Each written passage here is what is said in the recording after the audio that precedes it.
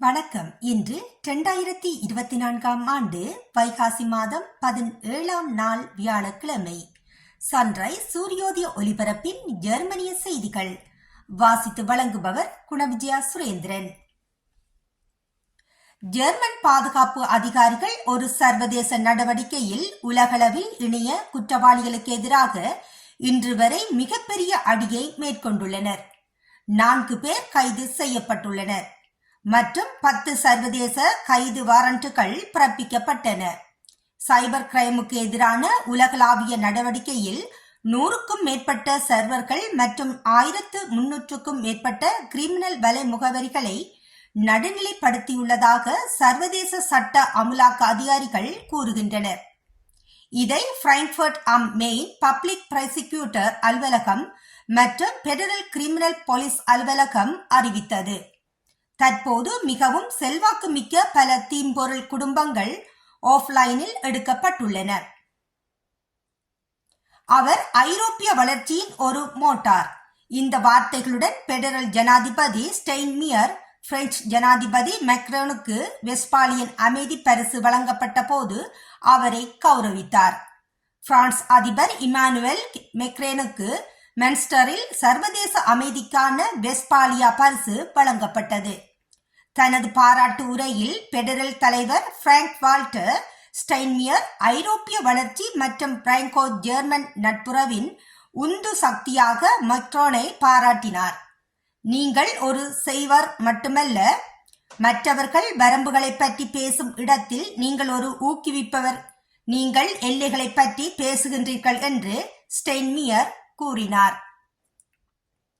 Silt பாரில் கொண்டாடிய இளைஞர்கள் இனவரி கோஷங்களை பாடினர். போனி உணவகம் பார்வையாளர்களிடமிருந்து விலகி கட்டிடத்திற்குள் நுழைவதை தடை செய்தது. இந்த சம்பவத்தின் வீடியோ வியாழக்கிழமை முதல் சமூக வலைத்தளங்களில் பரவி வருகின்றது. சில்ட்டில் உள்ள போனி கிளப் முன்பு இளைஞர்கள் இனவரி கோஷங்களை எழுப்பும் வீடியோ சமூக வலைத்தளங்களில் பரவி வருகின்றது. சில வினாடிகள் மட்டுமே நீளும் நேற்று முதல் வலம் பெறும் இந்த பதிவில் இளைஞர்களும் பெண்களும் வெளிநாட்டினர் வெளியேறு, ஜெர்மனிக்கு ஜெர்மனி என்று ஸ்டியூனுக்கு ஏற்ப சத்தம் போட்டுள்ளனர். ஒரு மனிதன் ஹிட்லர் மீசையை தனது மேல் உதட்டில் விரல் வைத்து பரிந்துரைக்கின்றார். பல விருந்தினர்கள் வெளிப்படையாக நிகழ்வுகளால் சிறிதும் கவலைப்படவில்லை. வெல்ஸ்விக் ஹோஸ்டனின் துணை பிரதமர் மோனிகா கெய்னால்ட் வெள்ளிக்கிழமை வீடியோவால் திகிலடைந்தார். எங்கள் அரசு நடவடிக்கை எடுக்க வேண்டியது அவசியம். கல்வி உள்ளது மற்றும் விளைவுகள் உள்ளன என்று அவர் கூறினார். அரசியலமைப்பு அரசின் நடவடிக்கைக்கு கூடுதலாக அரசியல்வாதிகள் இங்கு எல்லை மீறப்பட்டுள்ளனர் என்பதை மிக தெளிவாக கூற வேண்டும். இனவரி வெறுப்பு மற்றும் ஒதுக்கி வைத்தல் ஆட்சி செய்யும் பழைய நாட்களுக்கு நாம் திரும்பிச் செல்லும் அளவுக்கு ஜெர்மனி வலப்புறம் நகர்கிறது என்று கெய்னால்ட் கூறினார்.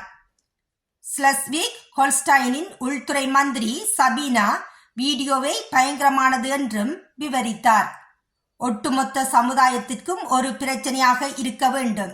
அங்கு எந்தெந்த நபர்களை காணலாம் என்பதை கண்டறியும் பணியில் நாங்கள் ஈடுபட்டுள்ளோம் என்று சட்டர்லின் வாக் கூறினார்.